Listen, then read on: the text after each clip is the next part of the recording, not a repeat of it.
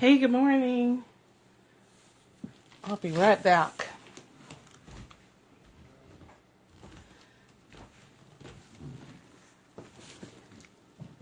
I think I saw Michelle, Jana. You guys, this is horrible news. I left my glasses. Hi, Nina. Jana. Hey, guys.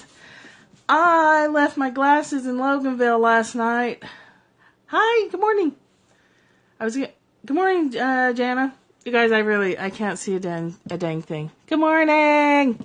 I was really upset. I was really upset because I get a headache when I don't wear them. Hi, Linda. Mom. Left my glasses in Loganville. Can't see a thing.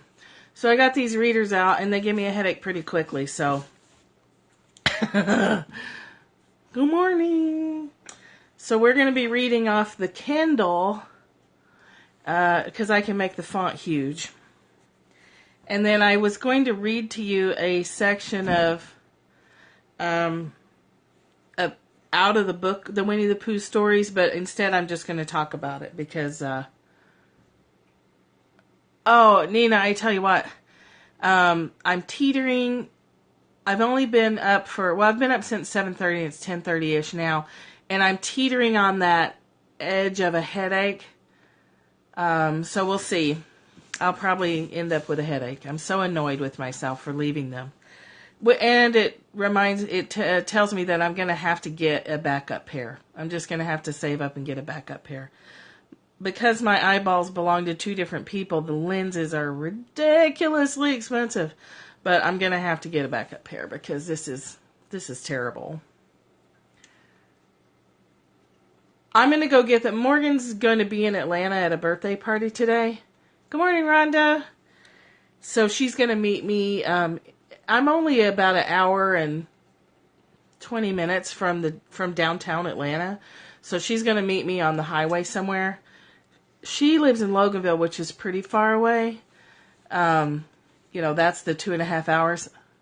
I'm inside my house. This is on my goodie table. Here's my mala. Here's my little clay lady and a bunch of oils and junk back there and the salt lamp. I had to turn the salt lamp off. Yeah, I'm going to have 2 pairs. Yeah, there's my salt lamp. Thanks. I tried to get my regular glasses in a frame like this, but I can't get all the different areas. My eyes are weird, and so one eye is belongs to someone else, and this eye came from someone else. They're completely different. So my lenses are ridiculous. I have one really thin lens and one super thick lens. It's so dumb. Anyway, there's a piece of my bra for you. Oh, you got your mala!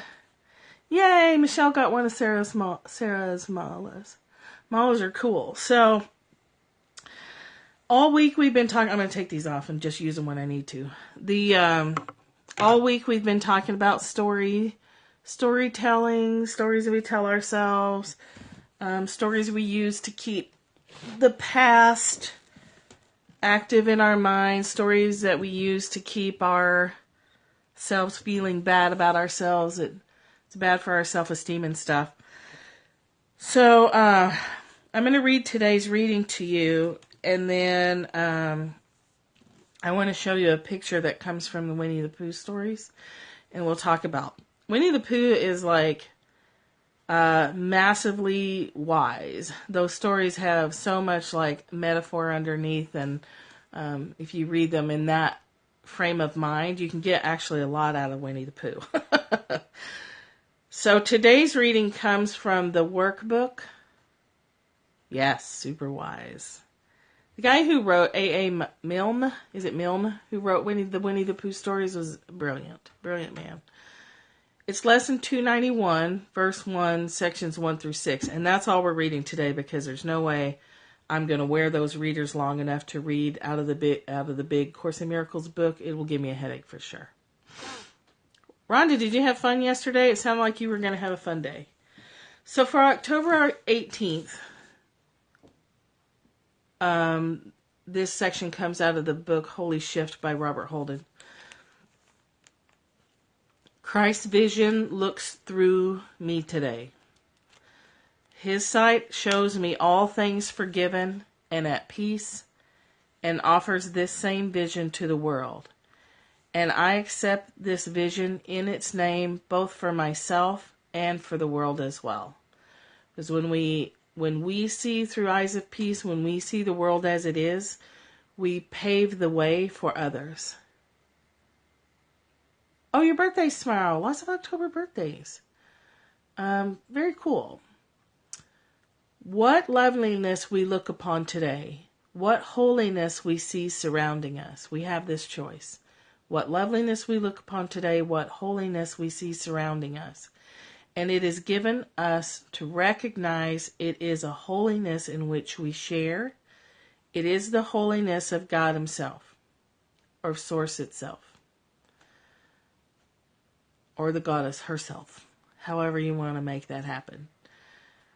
If we don't feel like we can see the real world as it is, if we feel like we need help, we can draw on that Christ energy, which is, there's the person, Jesus Christ, who I do believe was a historical figure, and I think did some cool stuff that's not very well represented. I think we've lost a lot of information about what he did.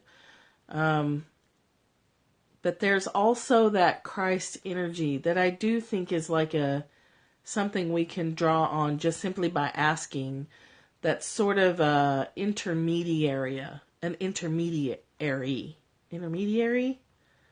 a halfway point. If we need a little boost, if we know that we're not seeing the world as it actually is, and we can't quite get there, we can ask for angelic assistance. We can ask for the Christ energy. Yeah, like a middleman. Right. Christ is a middleman. We can't quite get there. We need a little boost.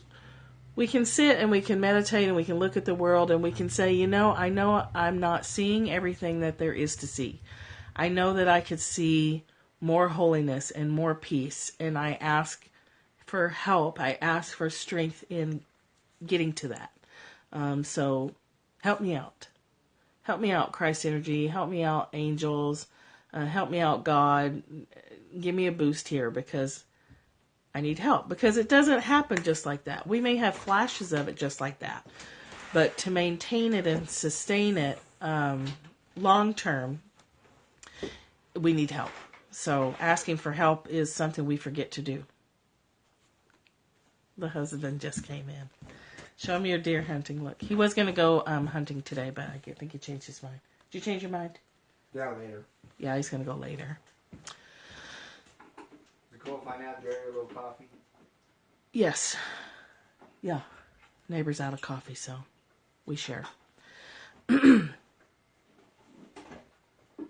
When we choose the vision, so it says, and I accept this vision in its name, Christ's name, God's name, for myself and for the world. So even when we're praying, even when we're generating love for ourselves, you have to share coffee, right? Because that would be mean. That would be really mean to not share your coffee. If somebody's out of coffee or milk or sugar or the basics, you gotta share. Thanks for the hearts, guys. They're just like a little flood of pink and green. So pretty. When we choose that for ourselves, we pave the way for others. Like we talked about once before, where any minute of the day in the world, somewhere, somebody is praying for the world itself and all the people in it. And so we can tap into that energy when we need it. When we feel lonely and we feel afraid and we feel like we're just never going to get there, we can tap into that. So in times when you're feeling good and you have a lot of energy built up in yourself and you're sort of saying, this is available, I'm going to make this available to the whole world, then know that somewhere somebody is feeling that aloneness and they're tapping into you then. Somewhere somebody is needing the help to make it through another day. Are you going to Jerry's then? Yeah, I'll take him his coffee, get his ass motivated. Okay. Maybe get into something later. Okay. Bye.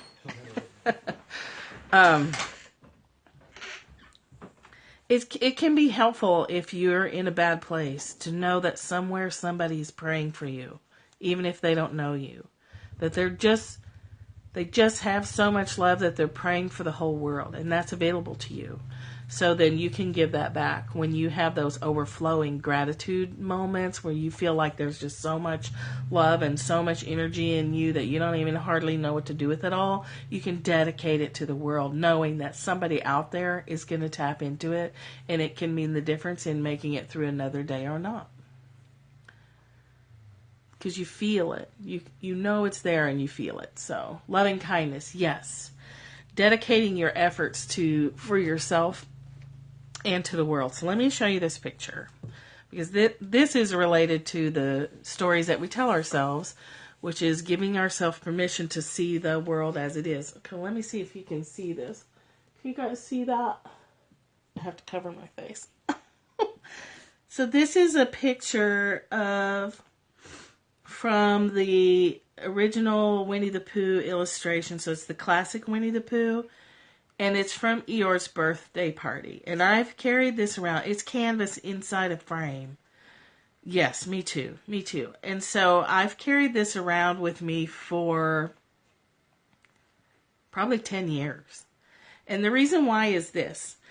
So for Eeyore's birthday party, here's Pooh and Piglet, right? He's playing with what they brought him for his birthday, which is an empty honey pot with a popped red balloon in it. And in the story, Pooh and Piglet are heading to Eeyore's birthday party, and Pooh has a full jar of honey, and Piglet has a big red balloon. And they're like so excited. They're going to give this stuff to Eeyore, and it's going to make him happy, and they're so excited about it. Well, in the journey to Eeyore's place, I forget how it happens, but anyway, the balloon gets popped. Yeah. So the balloon gets popped. Piglet's devastated. Oh my God, this awesome gift he was going to give Eeyore is just trash now. It's just destroyed. It's a mess. He's a mess. He's so upset. And Pooh is, as they're going, eating the honey out of the jar because Pooh can't not eat the honey, right? So then he realizes he's hit the bottom of the jar, and he's upset and devastated because all he has now is this empty jar to give Eeyore. So they're both telling these stories, right? They're bad friends. Pooh's like, I'm a big fat bear and can't keep my hand out of the honey jar. I mean, we can make up whatever they might be saying. Piglet's typical thing is to feel, victimized by life. And so he's like, oh my God, this always happens to me. La la la. So they're upset, right? But they get to Eeyore's party and they give him what they think is garbage, right? And Eeyore loves it. Okay, Eeyore loves putting the deflated red balloon in the jar and out of the jar and in the jar and out of the jar. He loves it. They couldn't have predicted that at all. And so it's a reminder to me to go with the flow, that you don't know what looks bad to you. You don't know how it's going to turn out. So you don't need to tell yourself all the stories when bad things happen. Because you don't know if they're bad or not. You don't know what's going to happen at the end of the story. I've dragged that picture around with me everywhere to remind me of that. That when something goes wrong, that I label wrong, I don't need to get all upset and start telling stories to myself about it, like how it makes me a bad person, or I always fuck up, or I never can get it right, whatever horrible story. One guy's trash is another guy's treasure. They thought this was garbage, exactly right. They thought they were taking Eeyore garbage, and he was a happy little donkey because he loved what they brought him. So you don't know. Your interpretation is not the other person's interpretation. So there's so many layers to that one little moment of a Winnie the Pooh story. You don't need to tell yourself stories about when things go wrong. You don't need to label them wrong, right? So you go back to putting that period at the end of the sentence where it belongs. The balloon broke, period. The honey jar is now empty, period. You got to leave it to other people to put their own interpretation on it. Let other people have their story. So as we're unwinding and we're taking apart and we're dismantling our own stories, let people have their own stories and understand that they may not be understanding the word story as you are. So when you see other people, and you'll start to hear it really clearly in other people as you do this work, and then that will help you see it more clearly in yourself. But my caution is to beware that you don't go try to stop other people's stories. A big thing hubby taught me, don't dwell on what happened. Try to fix it if you can. And if you can't, don't worry about it, because you just don't know how the story's going to end. Just go one more hour. Oh, good. Just go one more day with an attitude of curiosity. It's no big deal. Most of the things we crank up about, most of the things we torque on, are really no big deal. They're really not. But we have to give it time to see. We have to give it time to see. So, Pooh and Piglet, when their stuff changed, could have just rolled with it and been like, oh wow, okay, well, I started out with this big red balloon. Now I've got this piece of red plastic. Let's see what happens. A curiosity, an attitude of curiosity. I saw that, right? That's coming in from outside. Where I usually sit on the deck, there's crystals, so yeah. Woo! I'm all rainbowy. So several different things. Listen to the story that you tell yourself when things change. Understand that your interpretation, yes, is not the other person's interpretation. Very rarely do the stories match, because we're all different. So there's that in that story. It's not over till it's over, and even when it's over, it's not over. Okay, so our stories don't end even when we die. They change. Everything changes. The one thing you can be 100% certain about in life is that everything will change, right? Everything's relative. Everything changes. It doesn't have to have a label put on it. It's changed. That's it. It's just different. It's not good or bad. It's just different. Just like when we die, our bodies aren't dead or alive. They change. Our body changes. The things that make up who we are, it changes. Yes. Yes. That's when assumptions happen. When we think our story is their story and we don't ask, we just assume. So, Piglet thinks the broken balloon is a devastating event. And he's thinking that Eeyore is going to think the same thing. Eeyore didn't think the same thing.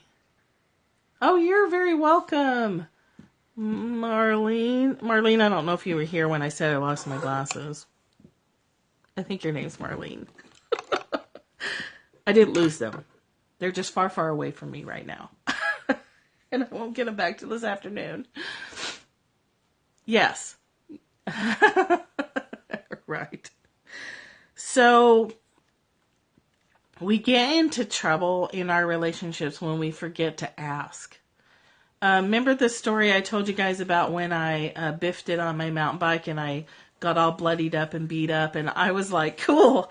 And my friend Daniel, my coworker Daniel, was like, oh my God, you must have been so embarrassed. I wasn't embarrassed at all.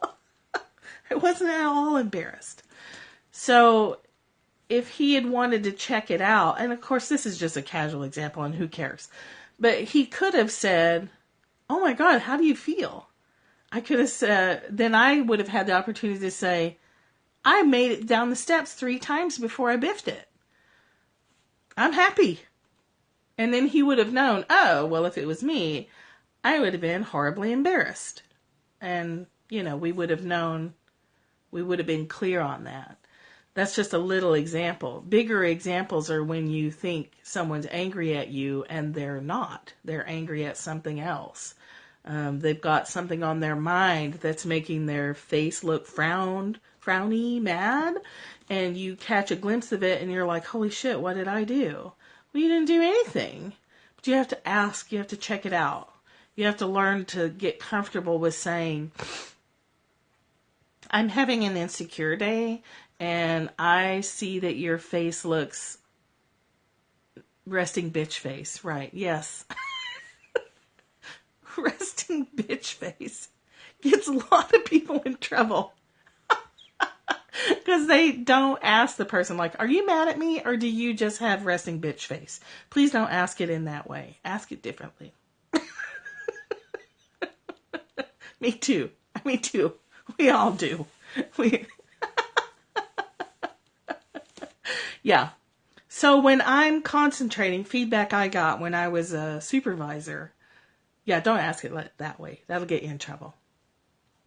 Right. Yes, Roseanne. Always deep in thought. If I'm deep in thought and when I was a supervisor, some of my employees got nervous when I had the bitch face on, and it's just because, hey, Tanya, yeah, watch the replay, because we're talking about Winnie the Pooh today.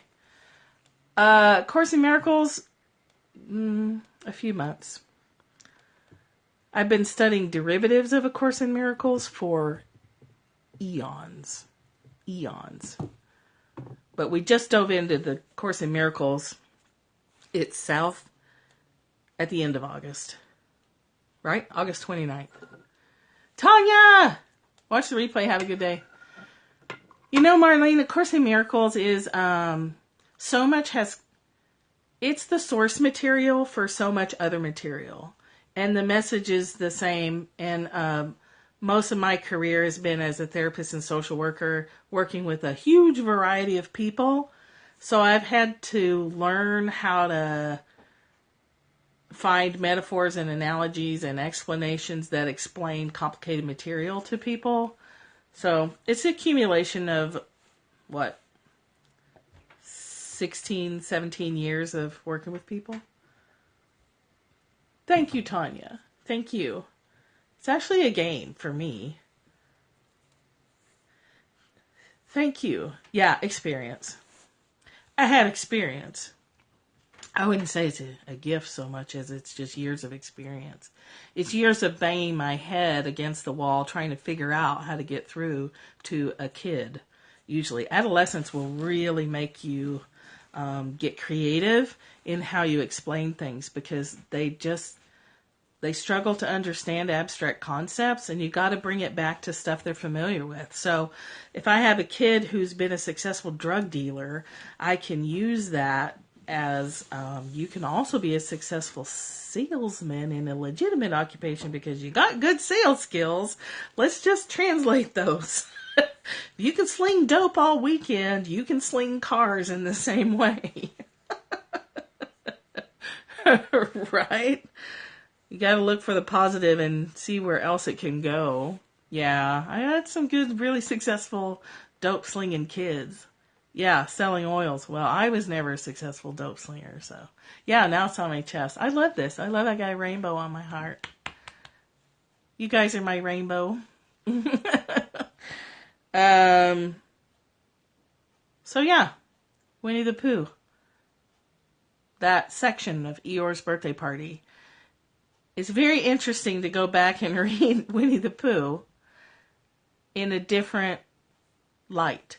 If you read Winnie the Pooh as a metaphor for life, it's very interesting. So we'll be going through that book again with the twins, of course, as grandparents. I will take them through Winnie the Pooh for sure. And I'm going to be making notes as I go. Raziel. Archangel Raziel. Yay! Okay, does that make sense, you guys? So when we choose to see the world as it is, and we need a little help, we can call on Christ energy, we can call on angels to help us see more clearly, just by having the intention, like, I want to hear the stories I tell myself more clearly. I want to hear them. Please help me hear what I put after the period. I bounced a check and overdrafted my checking account. That's the fact. And I want to hear the story that comes after that. I want to hear it. Yeah. So ask to hear your stories. If you have people in your life that you can trust to be kind, you can ask them, like, what is a theme that you hear me saying? People have themes in their lives. So I knew a woman once whose theme was, no one ever helps me. Nobody ever helps me. So under stress, even though that's not true, people did help her. Hear the story and be aware of it. You can't change it if you can't hear it. It's so important to ask for help, definitely. So if you're lucky, there's somebody in your life that you can trust to ask that question. Like, when I'm under stress, what do you hear coming out of my mouth most often? So for that woman, it was, nobody helps me. Nobody helps me. My family doesn't help me. Nobody helps me. So there's typically some kind of theme. This always happens to me is a theme. When stuff goes wrong or a person's under stress, you can sometimes hear people saying, this always happens to me. Naturally. That's my husband's. Only it's not naturally, it's natra-fucking-ly. That's my husband's theme. Under stress, it's natra-fucking-ly. Because he feels victimized by life a lot of times. Yeah. Yeah, natra-fucking-ly. Anything that goes wrong, it's like, natra-fucking-ly. That's how my life goes. That's how I always get crapped on. I always get the shit end of the stick. That's my husband has suffered a lot of victimization in his life, which has colored his worldview through times of victimization. Yeah. And so now he expects things to go wrong. His hopes and dreams are so small. He's learning to dream bigger. Yeah. He's learning to stretch farther. But it's a real process because he doesn't expect much out of life. What we have right now is like more than he ever expected he would get. An unkind person can be helpful too. They're very clear in their opinions, that's true. Law of attraction will naturally have that happen, yes. Sometimes when he's at work, he'll listen to part of a replay. He's not listening. He's just missing me and he'll watch a replay, part of a replay. Yeah. He doesn't listen to what we say. So my sneaky hope is that by watching replays, we're seed planting. Rainbow bobs. My husband too. What we have now is more than he expected. Yeah. And we don't, in the grand scheme of things, we're rich and we're also, we barely, we could be doing better. We're learning to allow more into our lives. Yeah, that rainbow's moving all around. Men put stuff in a box, yes. I try to tell my mom she's right if she says that bad things always happen to her. That's true. Try and get him to stretch his happiness threshold. Yes. He's not ready yet at this time. It takes time. Yes. And we don't push. We don't push our people. If you push your people, you shut them down. Just don't. It's not your business anyway. It's not my business how far he gets in life. That's not my business. I'm here to do mine and reach as far as I can. And if he benefits from that, which he will. But whatever benefit and how much of benefit he takes from the things that he overhears us all talking about, that's his choice. We get frustrated with our own work. Yeah. It's hard. This stuff is not easy. It takes commitment and it takes guts. It takes guts to let yourself feel that squishy.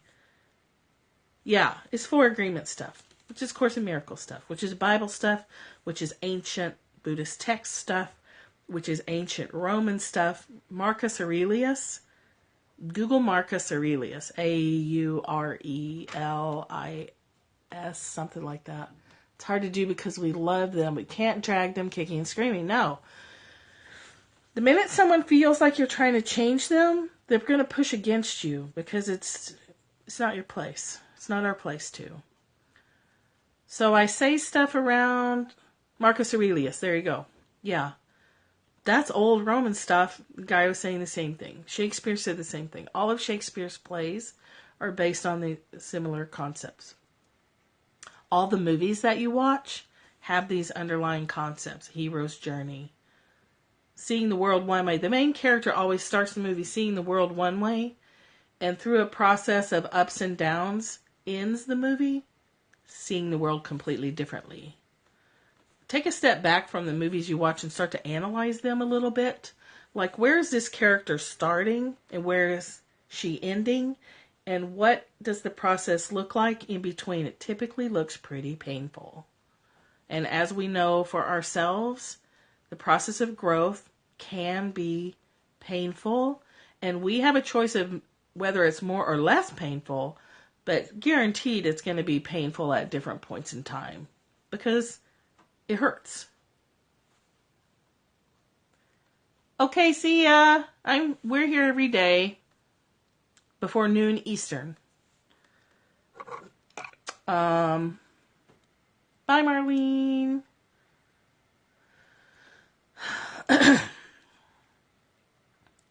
I can't think of anything more important than finding out what your stories are.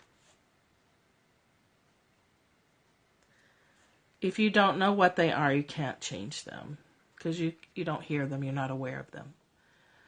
So if you're a journaler, here.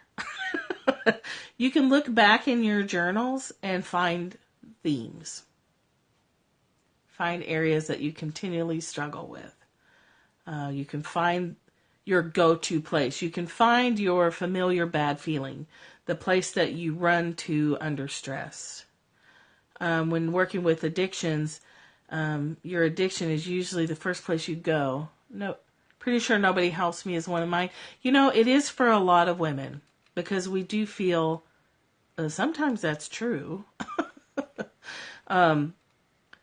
But under stress, a lot of women feel like nobody helps them. Partly that's our fault because we aren't asking for help. Partly it's because people are taking you for granted. But that's a theme that you can work on. Nobody helps me, yeah. And then you have to look at a wide variety of things around that and see, are you asking for enough help?